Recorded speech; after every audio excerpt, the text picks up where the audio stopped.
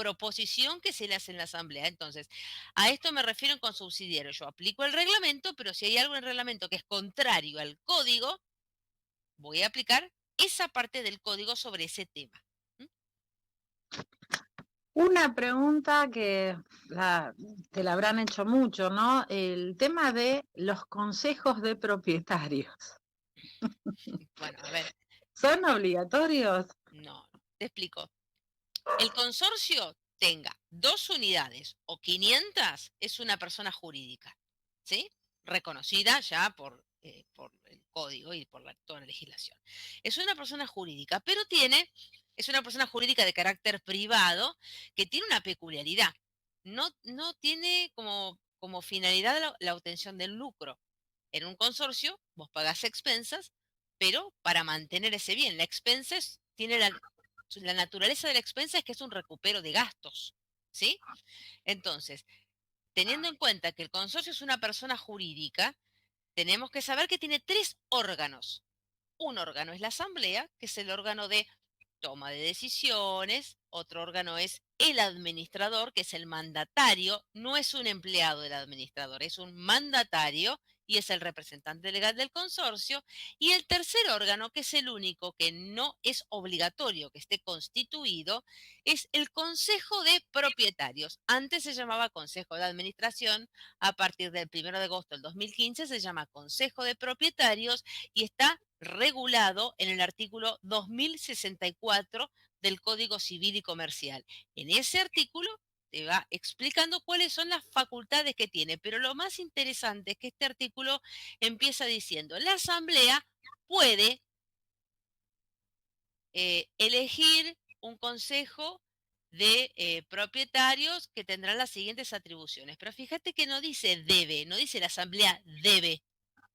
La Asamblea Bueno, puede constituir un consejo de propietarios, puede elegir un consejo de propietarios. Así que de los 3 órganos de esa persona jurídica consorcio, el único que no es obligatorio que se constituya es el órgano consejo de propietarios. Y el hecho de que se llame consejo de propietarios es importante que la gente entienda, implica que solo puede estar, puede y debe estar integrado solo por propietarios, ni por inquilinos, ni por ocupantes a cualquier título, ni por usufructuarios. Tiene que ser propietarios. La persona que se postula como consejera tiene que saber que no se puede ser consejero por poder. O sea, yo tuve casos en que me decían, bueno, que una señora era propietaria, pero elegía eh, otorgarle un poder, o sea, una carta poder, hablo de las cartas poderes para presentar en la asamblea, para que la sobrina sea consejera. Y lo que le tuve que decir es que estaba equivocada, ni aunque tuviera un poder notarial, es una claro. función indelegable del propietario. Por eso se llama Consejo de Propietarios. Antes se llamaba Consejo de Administración. Al llamarse Consejo de Propietarios, ya la misma ley te está diciendo, ojo, debe estar integrado solo por propietarios. ¿Mm? Claro, claro, claro, es que es muy común Pero ver la que gente no lee por ahí los artículos de la ley, mucha gente no se asesora, entonces, bueno, son cosas que no saben, pero es un órgano que no es obligatorio que exista.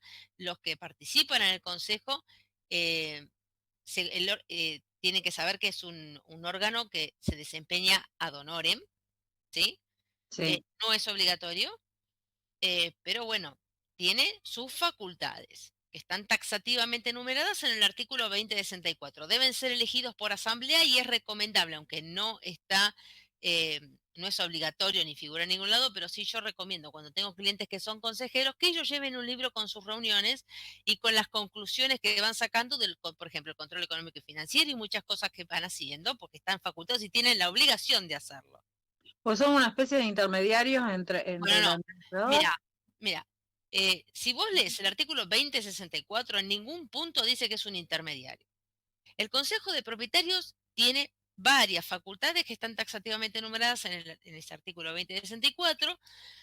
Por ejemplo, convocar asamblea cuando el administrador omite hacerlo, ejercer la administración del consorcio en caso de vacancia, o sea, cuando Sí, el sí, cargo sí. queda vacante durante un máximo de 30 días mientras convoca asamblea para elegir un nuevo administrador, pero tiene una particularidad que nadie se da cuenta y generalmente, nadie, no, muchos no se dan cuenta, se constituyen como consejos, o sea, se proponen como consejeros, la asamblea los vota y los designa, pero después no saben cuáles son las funciones que tienen. Y una de las más importantes y la que más problemas les puede traer, si no la hacen a conciencia, es el control económico y financiero del consorcio. Entonces, muchas veces la gente piensa que, bueno, yo les pregunto, ¿y por qué se postuló a consejera, por ejemplo? No, porque yo quiero tener acceso a la documentación. Y eso es un error conceptual muy grande. ¿Por qué? No hace falta ser parte del consejo de propietarios para tener la legitimación, el derecho de tener acceso a toda la documentación del consorcio. La legitimación activa para pedir documentación, acceso a la documentación, está dada por el hecho de ser propietario. Así que no hace falta. Y meterse, o sea, tiene varias implicancias. Si querés te las comento Sí, sí, para por que la favor. gente lo sepa. O sea, los consejeros tienen esta, de entre todas las facultades, tienen esta que te digo, que es hacer el control económico y financiero. Eh, Ese control lo tienen que hacer. Sí o sí, es una facultad que tienen y a la vez es una obligación.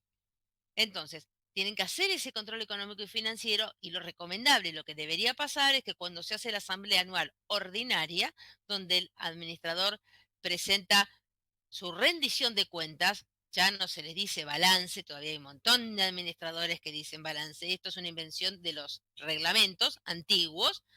eh, ¿Por qué? Porque el consorcio no es una empresa, Claro. no persigue fines lucrativos, entonces se aplican otras normas del código, 860, 862 y concordantes, sobre lo que es la rendición de cuentas. Pero si vos tenés un consejo en que la gente, vos le decís, bueno, contrataron los servicios eh, de un proveedor. Bueno, ¿qué pasó con el seguro? ¿Controlaron que haya facturado, que tenga su seguro para poder trabajar? Y te dicen que no. Le preguntas, bueno, a ver, ¿hicieron un control sobre, tienen alguna idea sobre cuál es el estado de cuentas tributarias del consorcio ante AFIP? Esto es para los consorcios que tengan el estado de cuentas tributarias, es importante que los propietarios tengan acceso a esta información y los consejeros tienen que tener esa información y tienen que saber analizarla. Sí. Entonces te dicen, no, no sé qué es. Y el estado de cuentas tributarias se usa en los consorcios que tienen o encargado o empresa de limpieza. Y no hace falta ser consejero para poder pedirlo. El problema es que si sos consejero y no haces el control económico y financiero, a ver, sos pasible de responder con tu patrimonio personal. Ojo con esto, ¿sí? El Consejo de Propietarios es un órgano muy importante, pero estaba la cosa que, estaba como esta idea de es un intermediario. Si yo te doy mi opinión, y yo soy muy legalista, en el sentido de que yo me atengo mucho a lo que dice la norma, en ninguna parte del 2064 dice que es un intermediario entre uno y otro. Al contrario, te dice que, bueno, convocar asamblea en determinados casos, casos de vacancia, eh, intimará al administrador, o sea, convocará asamblea cuando el administrador omite hacerlo, hará el control económico y financiero, y en el último párrafo te dice que salvo estos casos, salvo estos ejemplos, estos casos que enumera ese artículo, abajo mismo te lo dice, el Consejo de Propietarios no administra ni puede suplir las facultades del administrador. Ojo, porque también tenés casos en que hay consejos de propietarios que terminan manejando el consorcio, literalmente hablando. Yo tuve casos así. O sea, clientes míos, yo atiendo mayoritariamente a propietarios y bueno, obviamente a consejeros que son propietarios, y son muchos los casos con que te encontrás con irregularidades en el consejo que se toma atribuciones que no tiene, pero lo que tiene que hacer no lo hace. Porque cuando el cliente lo intima y le pregunta, bueno, por favor, infórmeme los resultados del control económico y financiero realizado por el consejo, no saben qué decirte. Pero eso sí, firmaron cheques, eh, Certificados de deuda. firman certificados de deuda y un montón de cosas. A ver, eso está bien, es una obligación la de firmar el certificado de deuda por parte del Consejo. pero se meten en cosas, o sea, van a los departamentos de los propietarios a mirar y salvo que vos me digas, bueno, el consejero es arquitecto, hay un problema bárbaro, ¿sí? Le pide al propietario de entrar porque entiende del tema.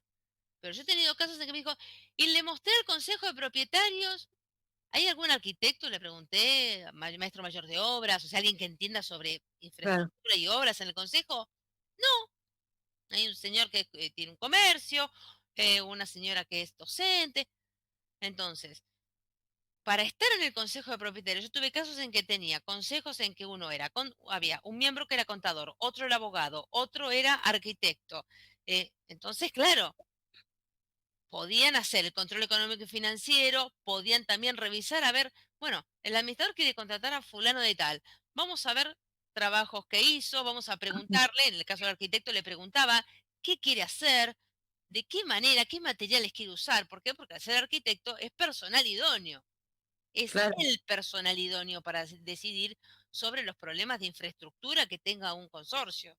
Yo Sí, particularmente no estoy de acuerdo con esto de que el administrador te mande, tenés un problema, hay determinados problemas en los consorcios edilicios que se llaman patologías edilicias. Vos tenés 2, 3, 4 departamentos que están con filtraciones, un otro con el techo rajado. Entonces, eh, necesitas, esto, reitero, es una postura de mi estudio, es una opinión mía, eh, que primero vaya personal idóneo, un arquitecto, con sus instrumentos de medición y demás, que no te rompen nada, tienen instrumentos para medir, para hacer, no sé, pruebas hidráulicas, lo que haya que hacer, y determine el origen del daño. ¿Por qué? Porque en propiedad horizontal lo fundamental es determinar el origen del daño. Eso va a determinar si es común y le corresponde a reparar el daño y todo, o sea, el origen y todos los daños que produjo al consorcio, o si tiene un origen eh, propio de otro propietario o, por ejemplo, de un fondo lindero, como puede ser el consorcio de al lado, que la medianera está rajada de un lado y empieza a tirar agua para el consorcio de mis clientes. ¿Sí? sí, sí, sí, sí. Pero es fundamental que haya un profesional idóneo, porque si no terminamos. Yo tengo tantos casos que me dicen, mire, Doc, ya rompieron 4 departamentos porque está el plomero buscando la pérdida. O sea, yo no tengo nada contra los plomeros, hacen un trabajo maravilloso, pero creo que trabajarían mucho mejor y los arreglos durarían más, mucho más, si en vez de ir rompiendo, como hace 100 años, a ver en dónde encuentro un agujero o una fisura o algo tapado, llamo primero, porque después hay que arreglar esos 4 o 5 departamentos que rompiste todos. Sí, es más Sale caro fortunas. Es que la preferible, visita del arquitecto. es preferible llamar personal idóneo que te va a hacer un informe, te va a decir el origen del daño, o sea, a quién le va a corresponder abonarlo, cuál es el problema que tiene, dónde está, cómo se arregle y con qué materiales, y tiene fecha, firma, matrícula y demás. Es un informe, es un peritaje. No te va a salir una fortuna, va a salir mucho más caro que te rompan 3 paredes y seguramente sí, pero te vas a ahorrar primero que te vas a ahorrar de romper todo medio edificio, porque Sí, después hay que arreglarlo eso. Después, el arreglo bien hecho, o sea, dirigido por un profesional idóneo, va a durar un montón. Entonces no sí. vas a tener que romper cada 2 años que se rompe siempre los mismos caños, siempre el mismo problema, o se hacen parches. Ese es el tema. Sí, un tema Contratar bastante personal bravo. idóneo, porque la gente piensa que no es caro el arquitecto, mucho más caro después es arreglar uno, dos o tres departamentos, ponerle yeso, pintura, revestimientos, caños, es mucho más caro después. Sí, totalmente de acuerdo. Y Es los una consejos, inversión en realidad, llamar a personal idóneo. el consejo de propietarios, ¿tienen hay algún tipo de seguro para los consejeros? Sí, así como hay un seguro de responsabilidad profesional para los administradores que pueden o no sacar, o sea, pueden o no contratar, también hay seguros para los consejos de propietarios. Obviamente cubren lo que sería culpa o negligencia, o sea, lo que uno se puede haber equivocado, obviamente con buena fe, pero bueno, todos podemos equivocarnos. El tema es que no haya dolo. ¿Qué es el dolo? El dolo es la intención de dañar. Esa es la Claro, definición que te dan en la facultad. El dolo es la intención. Si vos cometés, vos causás un daño, pero podés probar que fue una cuestión de fue algo que en realidad se te pasó, se te escapó, somos personas, nos podemos equivocar en algo, podés probar que fue una negligencia de última tuya, bueno, el seguro te lo va a cubrir. Ahora, si haces algo que sabés, porque la ley se presume conocida por todos, que vos sabés que no está en tus funciones ni en las atribuciones que tenés y causás un daño, sos pasible de responder con todo tu patrimonio, ¿sí? Y el seguro te va a cubrir en caso de culpa o negligencia. En el caso del dolo, no lo va a cubrir, pero sí hay seguros para consejos de propietarios. ¿Y eso lo transmitan en cualquier compañía de seguro? Eso tienen que hablarlo con la compañía aseguradora que tengan de confianza. ¿Mm? Sí, sí, sí. Vos justamente con respecto al tema de los seguros, ¿no? Hoy hablando previamente vos hablabas de que antes de hacer un arreglo uno tenía que fijarse en la parte del Claro. seguro. Bueno, primero, con referencia a seguros, bueno, te voy a comentar que, bueno, en otro programa de Mm. radio he entrevistado al doctor Luciani, eh, Juan, Juan Martín Luciani Otaño, es abogado y aparte tiene una empresa, es productora de seguros, él es especialista en seguros de propiedad horizontal. Así que es una muy buena referencia por si quieren, los oyentes quieren consejeros, quieren buscar un Sí. seguro, también, bueno, los administradores también lo pueden hacer. Y es alguien que sabe mucho del tema y hay cosas sobre la gente, todos pagamos, los que vivimos en propiedad horizontal, pagamos un seguro, el seguro integral de consorcio, que es el obligatorio mínimamente, ese tiene que estar pago sí o sí. Pero lo que la gente no sabe, y muchas veces los administradores tampoco, y sería muy bueno que cada administrador hable este tema con el productor de seguros del consorcio que está contratado. ¿Por qué? Porque hay un montón de cosas que el seguro va a cubrir. Por ejemplo, antes, si hay una rotura de caños, antes de tocar algo, porque si una vez que lo tocaste ya estamos, ya no se puede. Entonces, antes de hacer algo, primero tener bien consciente, antes de todo el administrador, bien consciente de cuáles son los riesgos asegurados en la póliza que contrató para el consorcio. Y cuando hay algún tipo de siniestro, ante la duda, antes de tocar, hablar con el productor de seguros que tiene ese consorcio y preguntarle, ¿esta rotura de estos caños lo cubre el seguro o no? Porque en general, hablo en general, hay que ver cada caso en particular, en general lo cubre.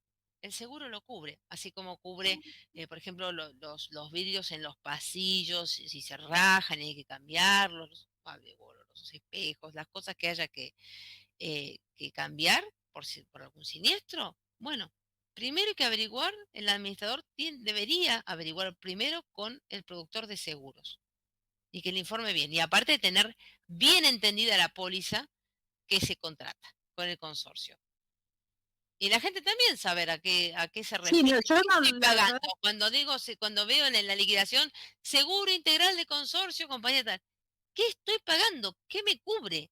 claro, lo que uno Me cubre piensa el es que consorcio. si se El incendia, incendio no es lo único que cubre. claro, no, no, Hay un no montón, sabía. o sea, aparte que es obligatorio que figure, por lo menos yo trabajo en el ámbito de la ciudad de la ciudad autónoma de Buenos Aires, yo tengo jurisdicción en ciudad, no trabajo en consorcios que estén radicados en provincias, sino que trabajo lo que es ciudad de Buenos Aires, ciudad autónoma de Buenos Aires. Pero esta información en general no la saben, los administradores tampoco lo saben, muchas veces no leen las pólizas. En la liquidación debería estar, por el formato y modelo mis expensas, que es obligatorio en CABA, desde ya el 2014, es obligatorio, que aparte sea enviado en formato digital, salvo que el propietario pida expresamente que se lo manden en papel y demás. Bueno, en esa liquidación tienen que figurar todos los datos del seguro. Y esto no es porque se me ocurre a mí.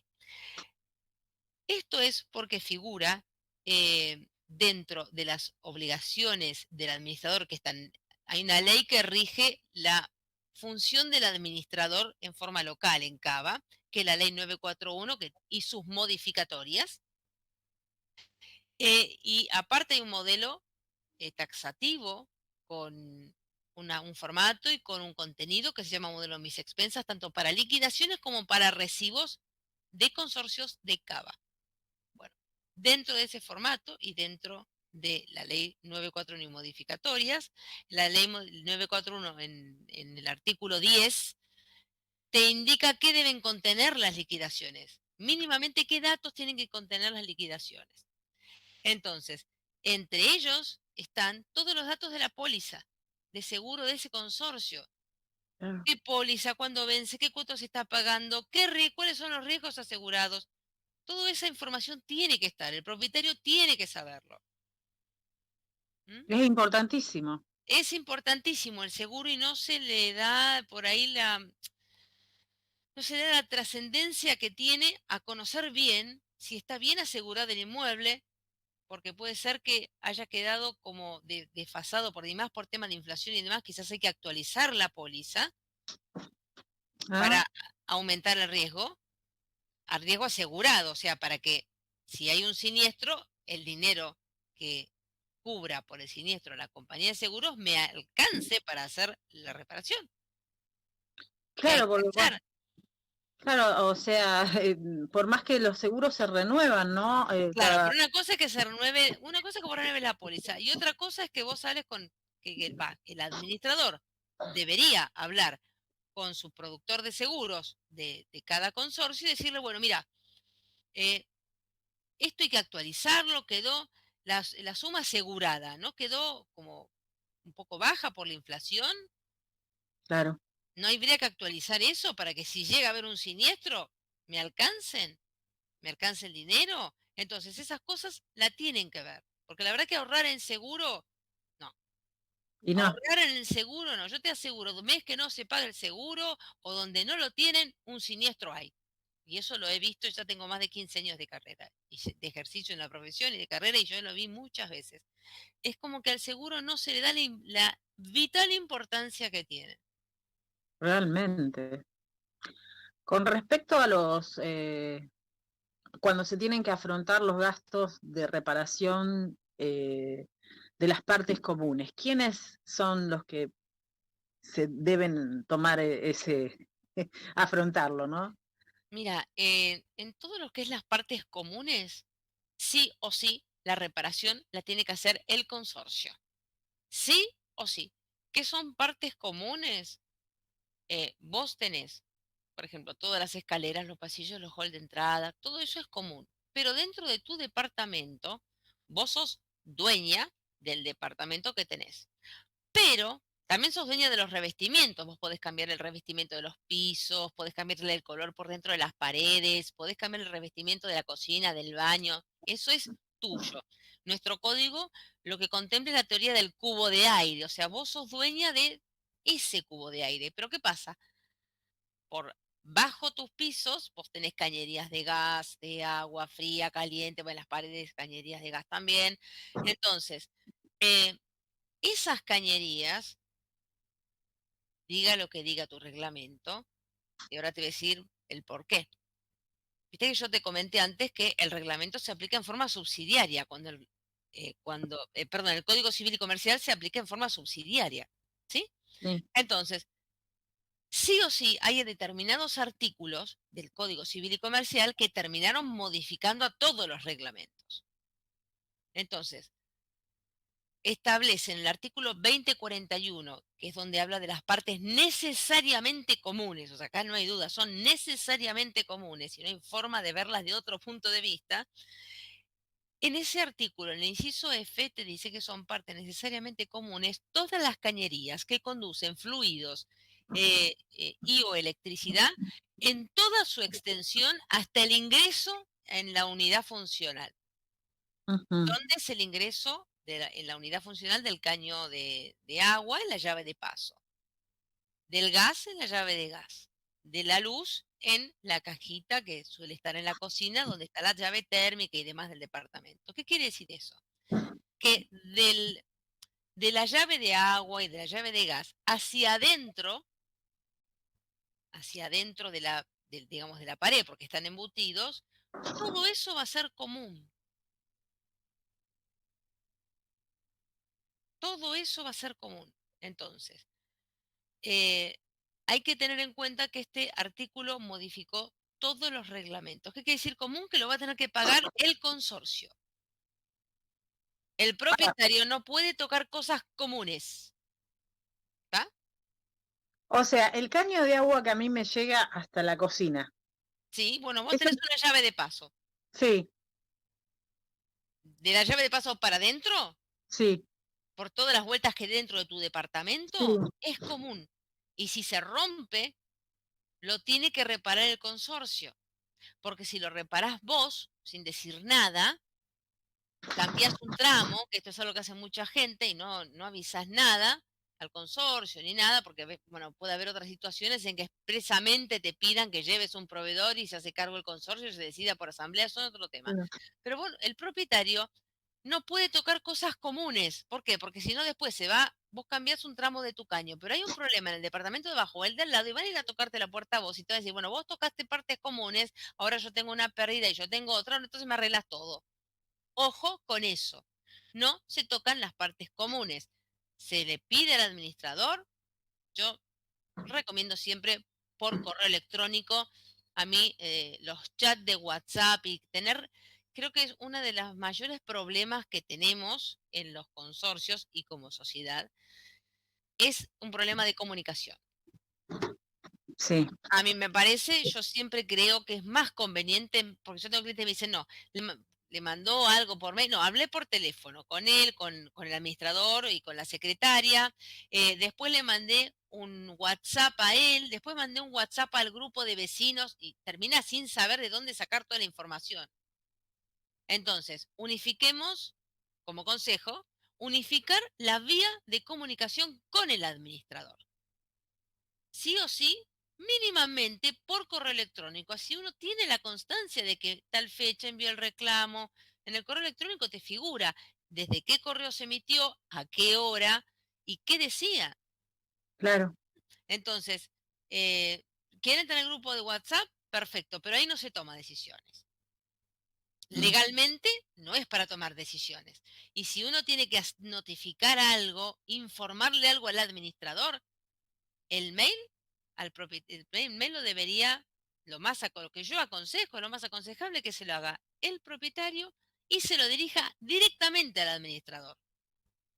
El administrador puede tener 50 empleados, pero el contratado por el consorcio es esa persona, humana o jurídica, ¿sí? Así que es quien debería atender y responder las cosas que el propietario le va comunicando, notificando y las inquietudes que tenga.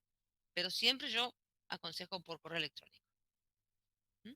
Es buen dato eso. Y el tema, el administrador, ¿está obligado siempre a presentar 3 tipos de presupuesto por cada trabajo, 3 o más? No, no. No hay ninguna, eso es un mito urbano. No hay ninguna ley que obligue al administrador a presentar 3 presupuestos. ¿Sí? No hay. Eso sí, en Cava, o sea, los presupuestos también los pueden presentar los propietarios, pero tanto si lo presenta el administrador como si lo presentan los propietarios, tienen que saber que deben cumplir con determinados requisitos. En la ciudad de Buenos Aires, en la ley 941, el artículo 11 establece cuáles son los requisitos que debe contener un presupuesto para cualquier trabajo, tanto para que lo contrate la administración como para que pueda ser evaluado en asamblea. ¿Sí? Son varios, pero para que te des una idea, los administradores de consorcios no pueden contratar ni someter a la consideración del consorcio presupuestos de provisión de bienes, servicios o realización de obras que no reúnan los siguientes requisitos: título y o matrícula del prestador o contratista, cuando lo disponga la legislación vigente. Nombre, domicilio, datos identificatorios y fotocopia de inscripción en AFIP y ANSES del prestador del servicio o el contratista. Descripción detallada de precios, materiales, mano de obra por separado. El plazo en el que se realizará la obra o se prestará el servicio. Si se otorga o no garantía y, en su caso, el alcance y la duración de esta. El plazo para la aceptación del presupuesto manteniendo el precio. seguros de riesgos del trabajo del personal a cargo del prestador o contratista en los casos en que lo exija la legislación vigente y seguros de responsabilidad civil. Todo eso tiene que contener un presupuesto para poder ser contratado ese trabajo por la administración o para poder ser sometido a votación en una asamblea. Claro, por mayormente con esta cuestión de que, bueno, fulano es más barato, que Bueno, esto, que lo ojo, lo otro, corre barato mucho sale caro. riesgo. Vos Sí, se contratan a una persona, o sea, la ley está hecha para cumplirla, pero ojo porque lo barato sale caro, al margen de eh, ni hablar de un accidente fatal que pudiera tener, que bueno, la vida humana es el bien más preciado que hay, pero al margen de eso se llega a accidentar un albañil, una persona que se contrata para hacer un trabajo que no sea, por ejemplo, digo, un albañil que no sea de mucha envergadura, no sé, cae, se cuelga de un balcón o algo así, sin silleta, o sea, sin los elementos de protección personal que necesita obligatoriamente llevar, y no tiene RT, y no tiene nada, no tiene facturación. El consejo tampoco miró nada de eso. eh, el responsable va a ser siempre el consorcio, ¿eh? tremendo es el El tema. responsable va a haber siempre el consorcio. El administrador se lo podrá citar por artículo 160 del Código Civil y Comercial, que es su responsabilidad solidaria e ilimitada por los daños y perjuicios que causen en ocasión de sus funciones por acción u omisión. Pero siempre el principal eh, afectado por esto y el primero en ser demandado va a ser el consorcio. Es tremendo, porque hay casos que pueden llegar a ser fatales, como vos decís. Hay casos que desgraciadamente fueron fatales y hay otros casos en que han quedado operarios con una discapacidad laborativa muy grande, han hecho juicio al consorcio y se lo han ganado. Y sí, Entonces, cuidado, no tocar las partes comunes, cuando hay un problema, avisarle al administrador, que el administrador también se fije si esa contingencia que tiene ese siniestro se lo cubre el seguro, no tocar partes comunes y aún menos sin asesorarse. No descontar, hay gente que dice, bueno, no, esto no me correspondía pagar a mí, descuentan de las expensas, después terminan ejecutados. Pedir siempre al administrador el recibo de pago de expensas, que es el único comprobante cancelatorio de expensas. La gente, pero creo que es el 100% de mis clientes, creo que ahí sí, te puedo decir es el 100%. Les pregunto si tienen el último recibo de pago de expensas y la respuesta es no. Me dijo que, o sea, que con el comprobante de transferencia a la cuenta bancaria a nombre del consorcio alcanza y sobra. Y eso no es verdad. Hay un modelo en la ciudad de Buenos Aires de mis expensas, tanto para las liquidaciones como para los recibos. Y para que te des una idea, los recibos tienen que contener, tienen que estar numerados, tienen que contener todos los datos de la administración, nombre, apellido, CUIT, RPA, domicilio de la administración, todos los datos del propietario, unidad funcional, periodo que está, periodo cancelado, abonado, el domicilio, dónde es el domicilio del propietario. Todo eso tiene que estar en el recibo de pago de expensas, que no es lo mismo que el aviso de pago. El aviso de pago es, bueno, te aviso que tenés que pagar tanto en tal fecha. El recibo de pago se puede hacer perfectamente en forma digital por las plataformas digitales que hay, con firma digital, pero tiene aparte que estar firmado y con aclaración. Y eso se puede hacer en forma digital, no es problema. Pero que todos los oyentes sepan que ellos tienen el derecho a tener cada vez que abonan las expensas, tienen que tener su recibo porque es la única forma de poder defenderse ante un juicio ejecutivo de expensas que aparte prescribe a los 2 años. O sea que te pueden reclamar judicialmente y ejecutarte por los últimos 2 años de pago de expensas. Y si la única forma de probar que las pagaste no es ni que aparezca en la liquidación, ni el comprobante del home banking, no, es el recibo de pago de expensas emitido por el administrador. perfecto, muy buena esa aclaración. Porque muchas veces, o sea, por X causas o se extravía o el administrador, no sé, no lo llegó a dar porque ahora En la viene todo mayoría de los digital. casos, Eh, no se los dan. O sea, la liquidación de expensas tranquilamente se manda la liquidación y el recibo con forma digital. Los claro, programas de gestión tienen esto, que el administrador en determinados casos, no voy a generalizar porque no son todos iguales, y no sería justo, a mí no me gusta generalizar, pero yo te hablo de los casos que yo tuve, o sea, la gente cuando está muy contenta con el administrador no van a venir a buscarme. ¿M? no, O con sus vecinos, o cuando no tienen problemas con sus vecinos, o sea, no es solamente la administradora, que hay un montón de casos, pero no sabían, o no, los propietarios también tienen que saber que tienen que guardar esos recibos de pago de expensas. Yo tuve un caso de una vinoteca muy importante, en que directamente le pidieron, le mandaron una carta documento con una ejecución. Y resulta que tenía todos los web, tenía todo ordenadito, pero no le habían mandado los recibos de pago. Y pretendió ejecutar, bueno, fue todo un tema. Al final, gracias a Dios, no le ejecutaron, pero directamente le mandaron carta documento y la intimaron a que en el plazo de 5 días transfiera a la cuenta del consorcio la suma de, y le mandaron como 2 años de expensas. Casi se mueren, y ¿sí? sí, Así que hubo que correr, pero no habían intimado previamente. Entonces, lo esencial cuando uno no sabe es consultar con un abogado especialista. ¿Por qué? Porque propiedad horizontal no es solamente leer del 2037 al 2060 y pico del código.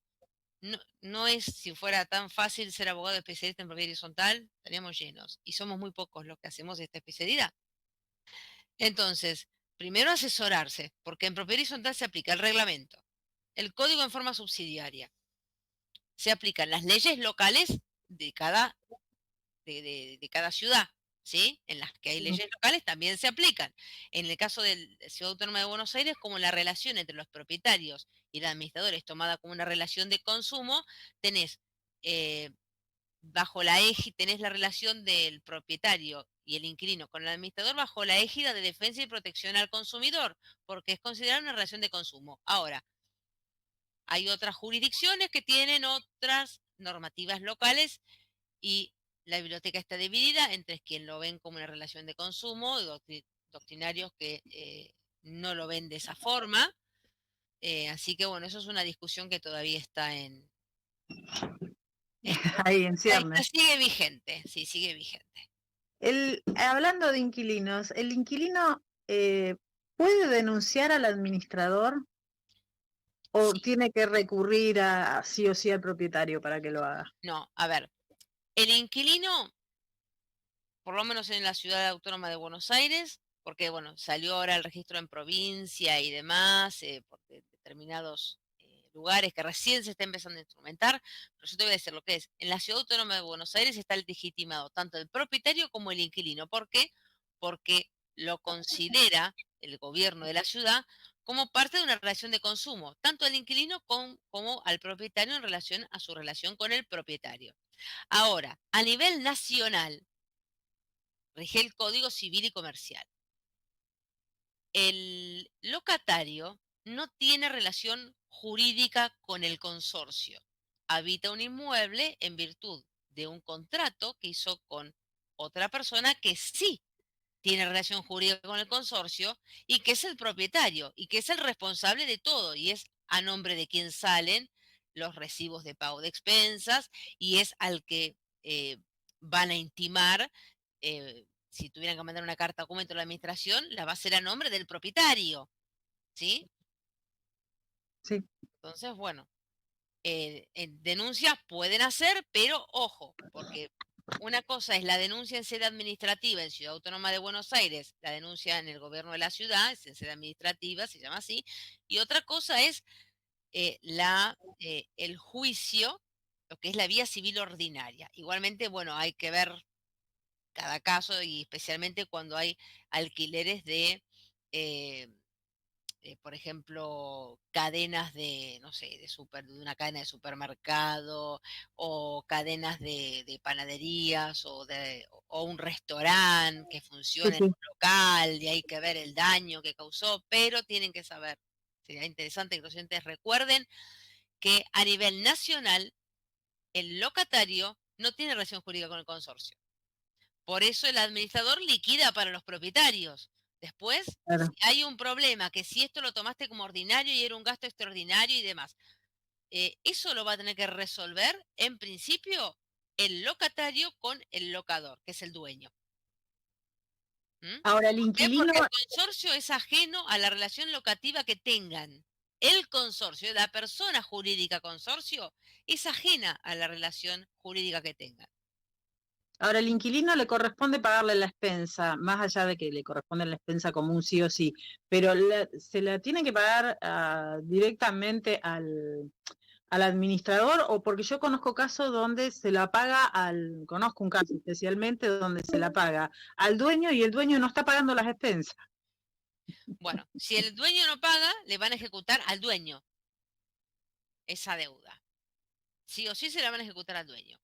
Ahora, cuando vos miras un contrato de locación, vas a ver que dentro de lo que es el canon locativo están incluidas las expensas comunes ordinarias. ¿Por qué te digo esto? Porque las expensas, la gente confunde mucho de que la extraordinaria es para el embellecimiento y la ordinaria para... No es así. Todas las expensas se llaman comunes, ¿por qué? Porque las pagan todos. Ujú. Todos los propietarios, quiero decir, por eso se llaman comunes. Dentro de esas expensas comunes vos tenés las ordinarias y las extraordinarias. Las expensas, o sea, o gastos ordinarios, son aquellos gastos previsibles, habituales, normales que tiene el consorcio. Y el código te dice que el propietario está obligado a pagar las expensas comunes ordinarias y las extraordinarias dispuestas por la asamblea. ¿Qué quiere decir esto? Quiere decir que la única expensa o gasto extraordinario es aquel que ha sido decidido como tal en asamblea. La expensa extraordinaria se pacta en asamblea, bueno, se va a cobrar, no sé, 100.000 pesos durante 4 meses, obviamente a prorratear por los porcentuales que tiene cada propietario. Esa expensa se va a desarrollar durante 4 meses, a no sé, 100.000 pesos por mes y se va a destinar a el gasto que sea, ¿sí? Pero Sí, la sí, sí, expensa sí. extraordinaria es exclusivamente la que está acordada como tal en un acta de asamblea.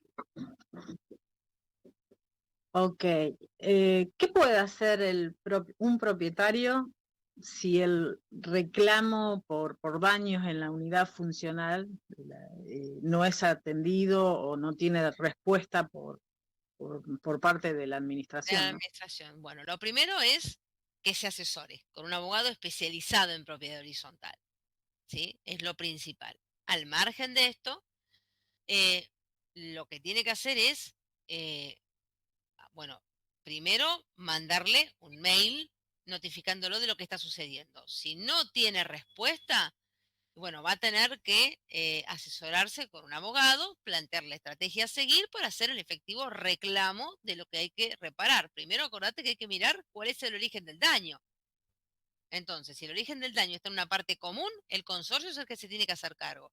Y si no hay plata, que es algo que desgraciadamente está pasando mucho, bueno, una de las funciones principales del administrador, que lo definen como tal, es el mantenimiento edilicio. Entonces, va a tener que o llama a una asamblea extraordinaria para juntar un fondo de reserva para hacer esas reparaciones de esa persona que tiene ese problema, o va a exponer al consorcio a una situación litigiosa en la que el propietario afectado va a hacer un daños y perjuicios contra el consorcio. El consorcio es una persona jurídica y es distinta, es una persona distinta a la de los propietarios que la integran. El consorcio tiene, como es al ser persona jurídica, tiene todos los atributos de la persona. Tiene nombre, que está en el reglamento, tiene domicilio y tiene bienes. El administrador tiene su nombre, su domicilio y sus bienes. Y los Me, propietarios también. me están haciendo señas, tipo que ya tiene que salir despegando hacia otro Bueno, programa. La con un verdad que nos gusto. quedaron un montón de preguntas para hacerte, eso me da pie a invitarte de nuevo, Bueno, pero cómo no, encantada. porque fue muy, Encantada. la verdad que es Me desasnaste de cosas que uno, a pesar de muchos años de estar viviendo en propiedad Por ahí no lo horizontal, sabes. no lo sabes. Pero No, cómo no, no lo cuando sabes. gustes, No, por favor. me contactan y bueno, y los que quieran también se pueden comunicar conmigo Sí, sí. por celular al 11 50 49 84 40. Yo trabajo todos los días del año, así que entre las 10 y las 20 horas me pueden mandar un WhatsApp y comunicarse conmigo, en el caso de que, bueno, requirieran de un abogado especialista en propiedad horizontal. La ¿Mm? verdad fue un placer poder escucharte. Tenés que dar Muchas cátedra. gracias, gracias. Soy neuropsicoeducadora además. Ah, ¿Mm? bueno, bueno, mi amor. Y bueno, pero hay que tratar de mejorar y aprender a transmitir los conocimientos que uno Es, tiene. es que realmente lo bien que lo haces. Bueno, eh, muchísimas gracias. Porque uno realmente mm, puede llegar a interpretar y a internalizar esa información, que no es poco. Muchas veces la información se escucha, pero es como que entra por un Sí, lado y sí. sale por el Pero otro. bueno, es muy amplio propiedad horizontal, así que cuando gustes, yo Bueno, encantada de vuelta vendré a tu muchísimas programa. gracias. No, por favor, Gracias. gracias a vos. Muchas gracias. No, Un por saludo favor, un también besito. para los oyentes. Igualmente. Chao, mis queridos radionautas. Hasta el Adiós. Chau, próximo chau. martes. Adiós. Adiós. MQR, más que una radio.